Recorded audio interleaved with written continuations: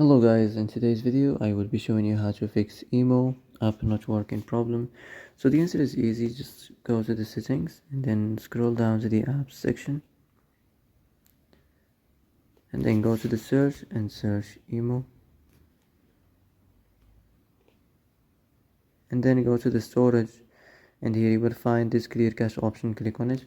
Now you can go check it if it worked, and if it didn't you can try to restart your phone or turn the Wi-Fi off and on, or the Bluetooth or the airplane mode. Also you can try to clear data, but be careful. If you clear data, all these applications data will be deleted. This includes all files, the settings, the accounts, the databases, etc. So be careful if you want to clear your data. And that's it for today's video.